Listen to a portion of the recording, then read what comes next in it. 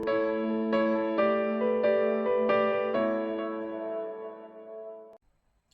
the next game on my list has a theme that I really like. It's vampires versus werewolves kind of a thing. So it's a cooperative game called Armata Strigoi. I think Strigoi means vampire. Someone said it to me, I'm not sure. But you're playing as a pack of werewolves, where one person is the master werewolf. It's from Skribab's games in Hall 5, M118, 2 to 5 players, 60 to 90 minutes.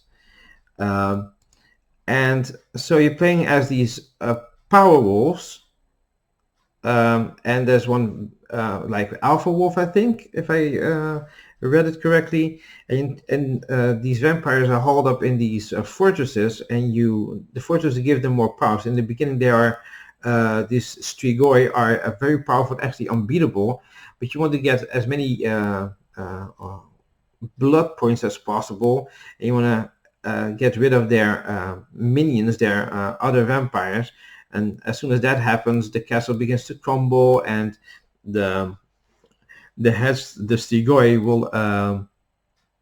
will become more vulnerable, and you have a chance to defeat them. But it's the powerful. You have to defeat both strigoi. I think there are two in the game, and if one of the power wolves is if there's if one strigoi perishes, the other immediately turns into Supreme Master Vampire, make it even more lethal, and then the fortress starts to crumble down. Those kinds of things. It looks pretty cool, really nice. Let's have a look at. The box is a little bit. The artwork is a little bit busy though, because the thing that you actually only see is the werewolf, not really the strigoi. Maybe it's killing one on the box. Oh, let's go the other way. This is with Powerwolf. I don't know if there's a subtitle or not. The Adventures with Powerwolf. Is it in a kind of like universe? I hope so. And they can make. I like when they make universes of games. I see here the castle, some miniatures and cards. Oh, these are painted miniatures. They look quite nice. They look really nice. Oh, that's about it. Not much. Not even a picture of the board, except for on the back of the box. So I'm curious what more components are in the game. Just miniatures is okay. Some people just buy games for the miniatures. Nothing wrong with that. I hope there's so much more in it, like a cool board, and didn't see any of the cars except for this picture. Oh yeah, you can also get items, by the way. I saw in the description, so that will help you out. So, well, that is a game that I'm looking forward to. It's Armata Strigoi.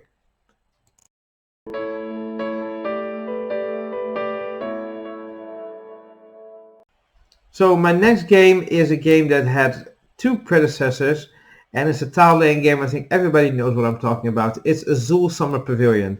The first Azul was like a bona fide hit at Spiel, I think about 2 years ago or last year. I think it was last year.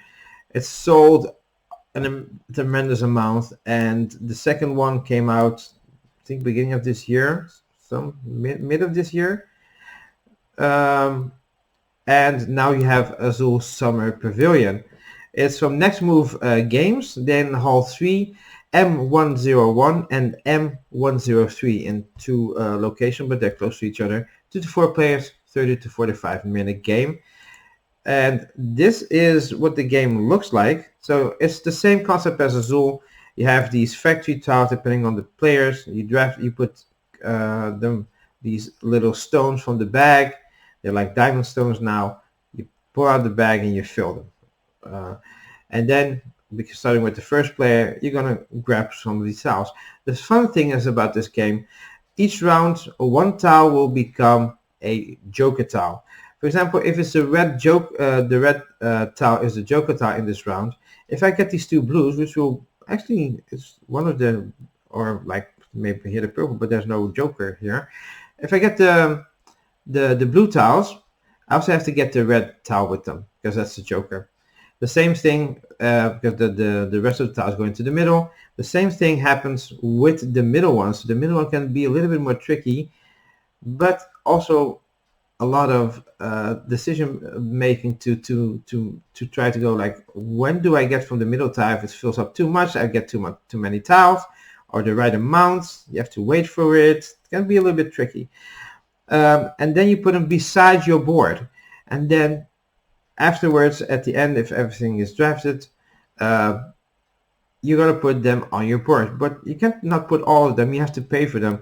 All of these stars have a number, and that is what you have to pay extra in tiles that you have on the side of your board to put one of your tiles there. It has to be of the same color. So if I have the blue, I think there's already one here. If I have to put it on the 2, I don't know if you have to put it in order, but if I put it on the 2, I have to have 3 blue tiles or a wild one. I think a wild one will work. I will spend one of the blue tiles, one of the wild, to put my third blue tile, my second blue tile here. So that is a neat little idea. I really like that one. So let's look at some more pictures. The badge is amazing. The tiles look absolutely amazing. And this one caught my eye just because of the mechanism that they changed it. I don't know what the tower does, to be honest. So that's, well, that's all I can say about Azul Summer Pavilion.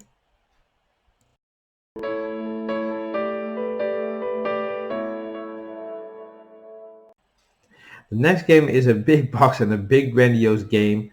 A little bit pricey, so I don't know if I'm going to get it, but I'm certainly going to check out their booth. It's Black Rose Wars. And Black Rose Wars is from Ludus Magnus Studio. Then Hall 2, F112. 1 to 4 players, 90 minutes. It has a price point the same thing as Gloomhaven when it came out, 120 euros. So let's take a look. Oh, I already opened it. So let's take a look. It's basically you have all these rooms and you're mages and you're fighting it out. You're putting cards out, flipping them over, casting spells at each other. You also playing against the Black Rose, which is the playing system. And these cards are used to kill each other, solve missions, summon creatures, destroy prison rooms. And after being killed, you're back in the game. But the thing is, the energy that you release from being dead feeds the other mates. So it can be, I don't know if there's a point where maybe a mage gets too powerful and then you gang up on each other. Like, let's kill that mage first and then we'll battle it out. I think that can kind of happen, I think, in the game. And the game looks amazing. The front cover is just beautiful. Oh, this is a smaller drawing of it. You have these awesome figures. I saw an unboxing once on YouTube and it was amazing. And then it will look like this, not with the candles because someone put that there. You have all these rooms that do different stuff as well. It can aid you, or for example, prison rooms are not good, I believe, so that can hinder you. Cards have 2 that you can rotate them. Oh, that's actually pretty cool. I think they have different effects. There's a blue cards. The rooms look amazing. They look stunning, to be honest. The artwork also looks very cool. These are the mages. This one looks very powerful. Oh, these are the player boards. So you have Nero and Tessa, Rebecca and Thelmia.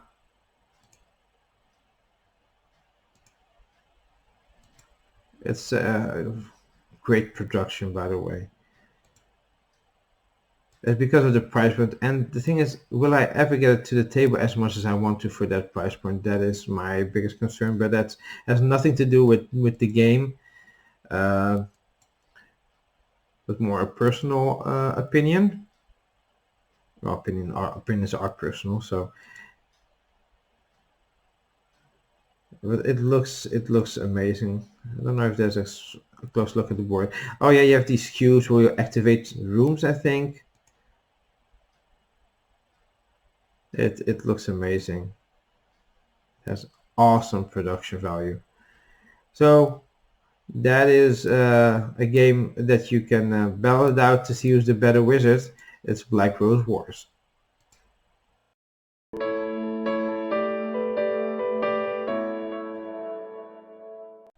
My next pick at the Essen Spiel Fair is a game by the amazing Richard Garfield that made Magic the Gathering and one of my favorite drafting games, Bunny Kingdom. It's a Carnival of Monsters. It's a game that was on Kickstarter and then got pulled because I think he was not particularly pleased with the artwork, something with the artwork, and then now it came back. So I don't think it hit Kickstarter. Second round, can't remember. It's been published by Amigo. They're in Hall 3. H103. It's 2 to 5 players, card drafting, set collection, card game, fantasy game.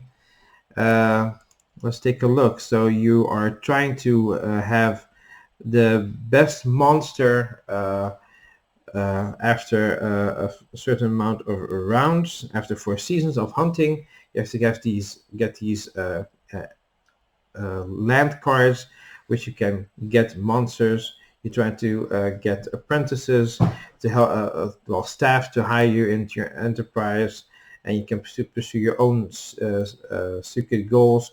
And at the end of those 4 seasons, at a big banquet at the Royal Monstological Society, you try to get into that society, and they only hire 1 person each year, and your hope is you, and you present in that Carnival of Monsters evening banquet. You're going to present your monsters, and the one that has the best monster collection wins. So let's take a look at, this is the older artwork. Let's look at the cover first. This is the new cover by Amigo. I think Amigo had a lot to do with the cover. The other cover was a little bit different. They made a little bit more. It has me over Euro kind of seeing at the art. Kind of people which are portrayed in a certain way in Euro games. So the artwork had some revision, but if let's go here.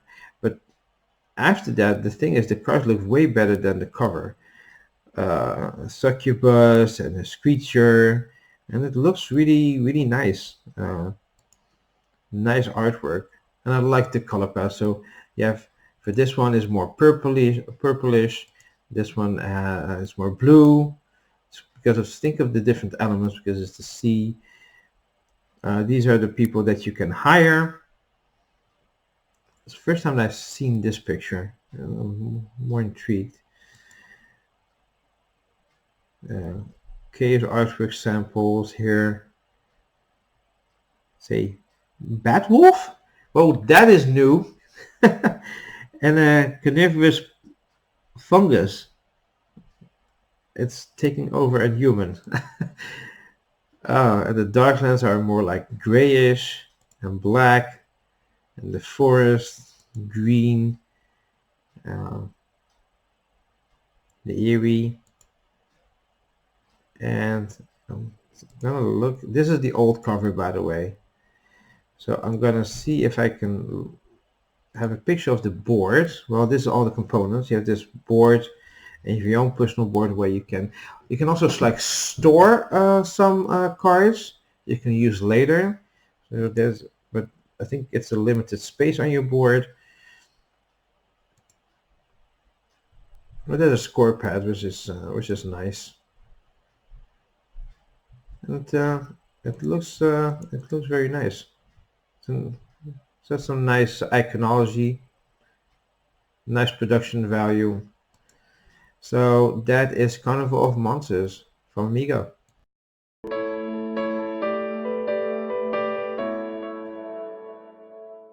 So my next game is, as you can see, Clank Legacy, Acquisitions Incorporated. I don't need to say anything more. It's a game that I think is already widely available in Europe. It will come out beginning of November. It's from Renegade Studios, Renegade Game Studios. Then Hall 2 in stand F138. 2 to 4 players, a legacy game. Let's take a look at it. So every game is going to be different. If your group plays, it's going to be different than mine. It's going to be 4 characters. You're in Acquisitions Incorporated, like a kind of guild that wants to do better than a guild that's in the game, so that you're playing a little bit against the game. But you also want to be top employee of your own guild, of your own enterprise. So you try to do this best as possible, but you also want to best the game itself. So you're gonna get new cards, buy cards, put stickers on the board, get new parts of the map revealed, and they say that there's a lot of stickers in there. So this is basically the game. These figures are actually from the Penny Arcade Actors Incorporated small mini packs. You can buy that one before this game came out, so it's a bit weird. It's an upgrade mini expansion. You don't need to play. You don't need to get that one. Well, I'm not sure if this one is in that game, or it's going to be normal wooden meeples. Not sure, to be honest. Let's look at the. Oh, this is, look at all the things, envelopes and big stories. And for example, you see here, like there's a path, and it's like not really a dead end, but you're gonna put stickers to make paths to different parts of the board. So that's gonna be exciting. This is normal Clank, I think. Oh, this is normal Clank using the upper management expansion. So, but I need to have a picture of. Oh, these are some of the cards. Hello, my name is. Oh, it's the color that you're playing. So you can put things that you acquired in the game in your own box. That is pretty cool.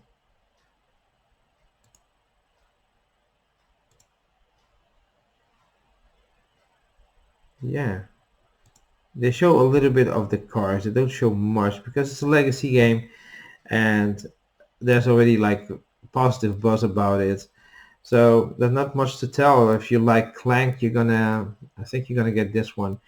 I like Clank I like Clank in space, so I don't know if I'm gonna buy this one. Eventually I'm gonna buy it, but I don't know if a friend of mine is gonna buy it. But then we all pitch in for the whole experience, because it's an experience. A legacy game is an experience, and maybe later on I want to maybe play it again and get my own copy. I don't know for sure, but I hope she gets it. If she doesn't get it, I'm gonna get it or at the fair or later on. So that's Clank Legacy Acquisition Incorporated.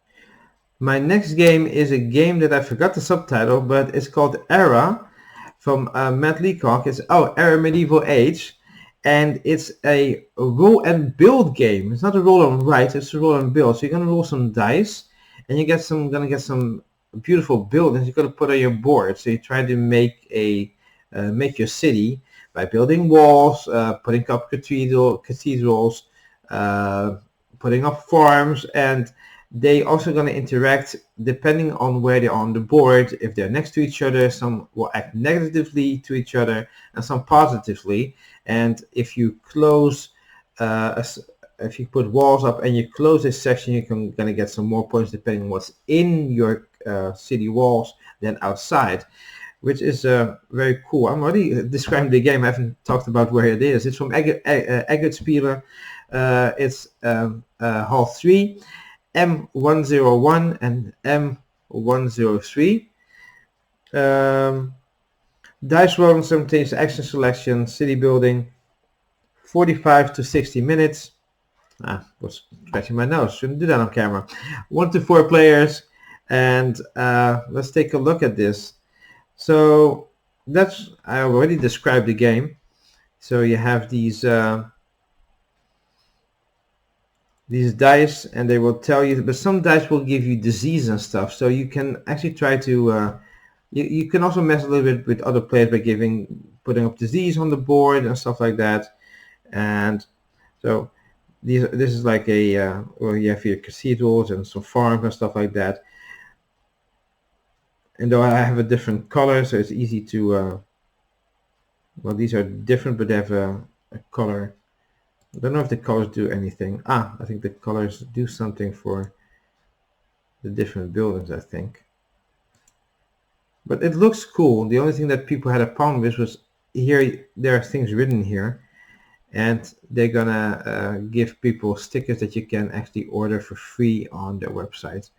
But some people already took like one of those Sharpie pens or stuff like that, and they colored it in with some coloring, which looks cool. I don't like stickers that much. But this one is completely filled, so you're gonna score more if you can try to fill it up. But it depends, because you have only a limited amount of space. So, oh yeah, this is what they did with those. I think it's Sharpie pens. They filled this one up. It looks way better. I think way better than stickers. Oh, and these did it with different colors.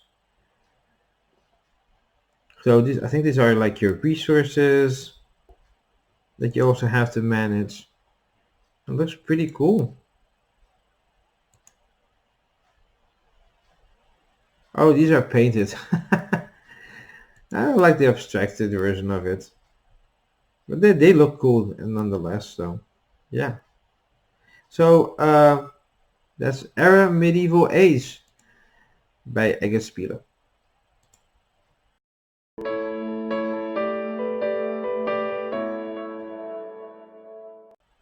So my next game is a social deduction game called Growl, and it's kind of like a werewolf game.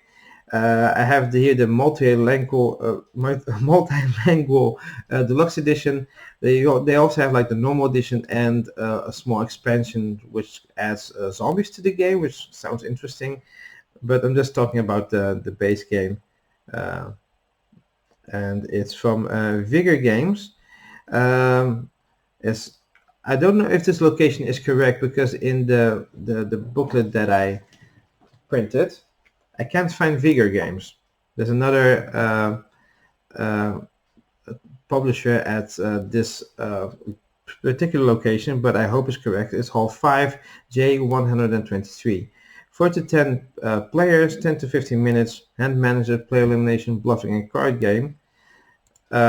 So basically you are going to be a werewolf, but you don't turn in, if you're human, you don't turn immediately into another werewolf. You get wounds, and you can heal wounds, and you work together. No, not wounds, bites. Some of you are werewolves trying to turn the others. When night falls, everybody secretly passes cards to their neighbors, because there's a night card in there. So you keep doing stuff, and you pass cards to your neighbors. And if you pass a bite, you're basically a werewolf, because bites you keep.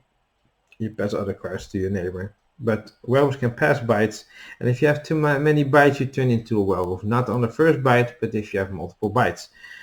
And one of them is Wolf Zero, the original werewolf that wants to infect the village. So you start with a Wolf Zero, and then you get some more werewolves, I believe. You have charms negates bites, and salves negates wounds. You can also get wounds. 3 wounds kill either human or werewolf, and 3 bites turns a human into a werewolf, and only wolves can pass bites at night. So when Dex is exhausted at the end of the third night, Wolf Zero begins to growl, and slowly other werewolves, even dead wolves, join the growl. If any humans are left alive, all humans, even dead ones, win. If all the players who are still alive are growling, all wolves, including dead ones, win. So that's a neat thing. So let's look at the game. And the artwork is amazing. It's a little bit more animated, tongue-in-cheek. This one negates all your charms. It's a hex. Negates a bite. This is like I think this is the multilingual deluxe edition with this sleeve. I don't know if they're gonna give the sleeve. I think I heard that they're not gonna give the sleeve away. It was only for Kickstarter, because this game was on Kickstarter.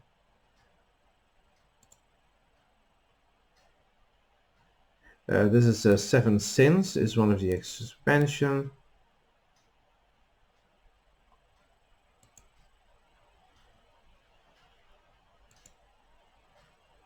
I'm very interested in this one. Look, it's very neatly put into the box.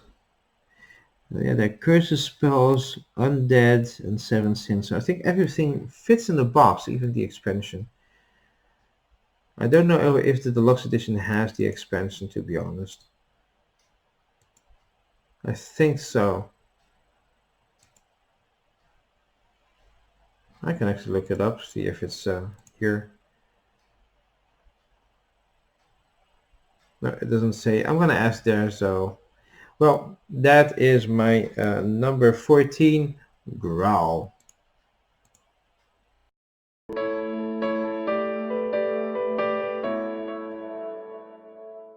So my next game is about someone that has a dilemma, and it's the king. It's King's Dilemma from Horrible Games. They make quite good games. Then Hall 4, A, 108, 3 to 5 players, 45 to 60 minutes. And this is a trader game, voting, fantasy, negotiation. Let's take a look at it. And it's kind of like I don't think you destroy any of the cards, but you get some choices. You have a lot of envelopes, so you begin with an envelope, and you make some decisions, and I think there's only envelopes. I don't think there's a board. You will draw a card from the Dilemma deck, and there's a choice, and if you pick a choice, that's that envelope. So you pick that envelope, you put it on the table, there's a story and some cards, and you make choices, and that will lead you to maybe another envelope. If you go right, you go to envelope B, and if you go left, go to envelope A. That's why you will not see every envelope. It's kind of like a story thing, a story game. And there's a trader. You discuss and bargain with the other players. They finally make a choice. Turn the outcome, progressing the game story, and possibly unlocking more events. But some things can lead into war, famine, riots in the kingdom. So you have to help the king make choices. Yeah, so this is like a storytelling driven game. So I don't know if there's many games, but if you really like story, this can be a game for you. I don't think there's going to be a lot of pictures, because it's kind of like a kind of like a legacy game that you don't. I don't think that you rip up.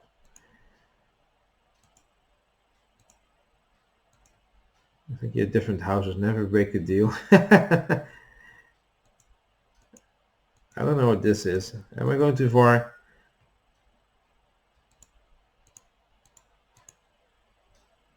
Well, you do have these. You can get victory points. I don't know what crave is. Ah, you can get some stats up. This is your house. You can name your house Dukes of Bloodin. Different houses, player sheet walls, things that you put in front of you. Well, there is some kind of map, I think, but not really a board. So there's not much to see here, but it's basically about those decisions that you make. So if you really like story-driven games, check out King's Dilemma.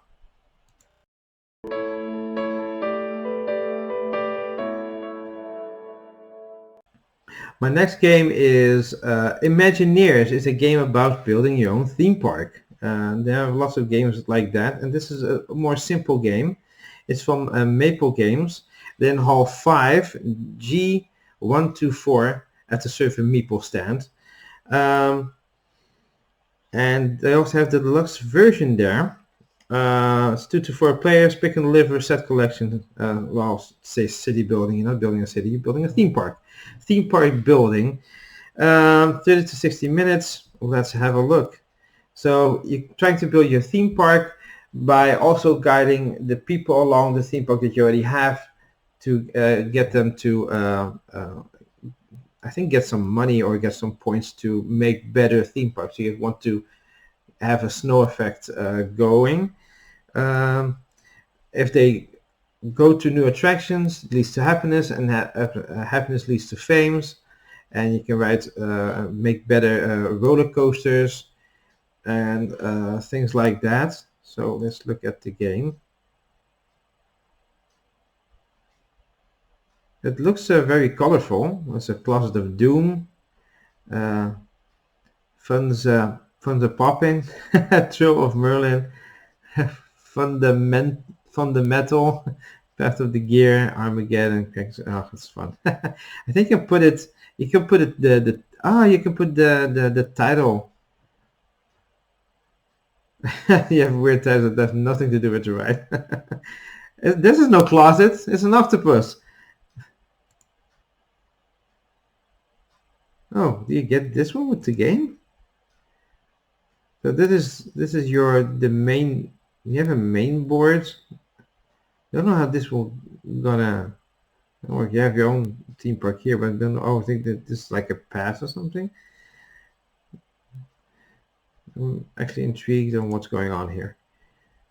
It looks very colorful, especially the tiles.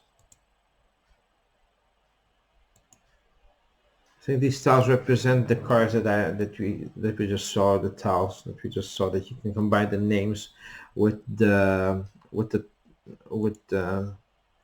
attraction. Yeah, it's move a group with at least one red guest. Oh, so you really have to guide the guests along. Move a group of one.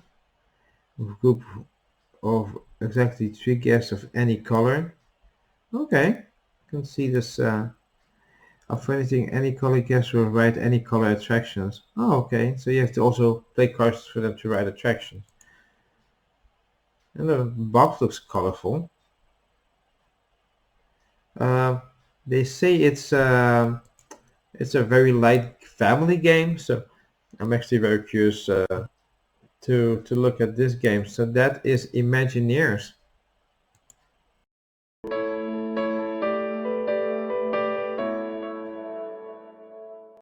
My next game is Megacity Oceania.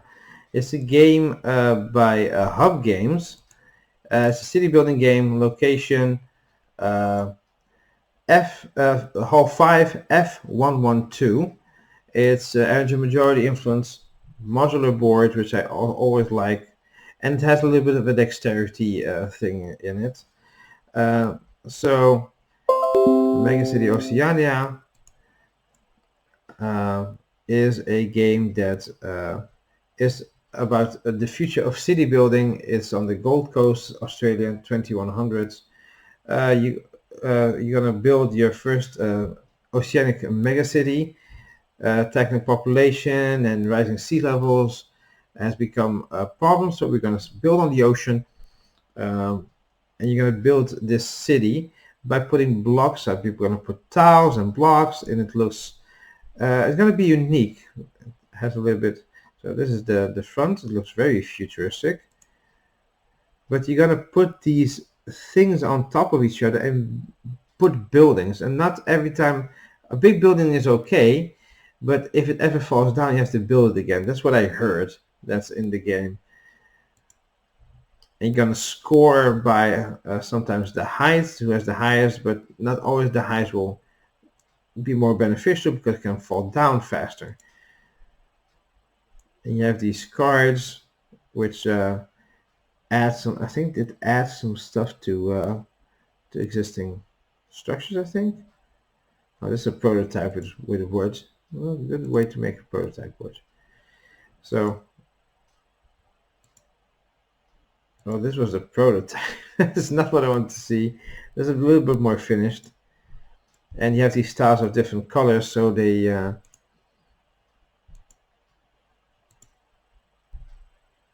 oh, you have a ruler here, so if you build the tiles, you will get points. So, but I think if it falls down, the next person that has a tiles gets some points. I don't know how it works, but I think I heard something about that one. And it looks pretty cool. Yeah. Oh, here they're measuring the height. And the thing is, you have to construct it and you have to slide it. I remember this one. You have to construct it and you have to slide it. And if it falls down, then you have to rebuild it again. So, but it looks very nice. It has some nice components, some gray plastic, clear plastic. It looks cool on the board. So that is Megacity Oceania. So those were 10 more games. Almost done with the series. I hope that everybody can relate to a game that I picked. And if you're at Essen, try to check out one of these games. What is your favorite game to look up at the convention? Put your comments down below, and we'll see you on the last video.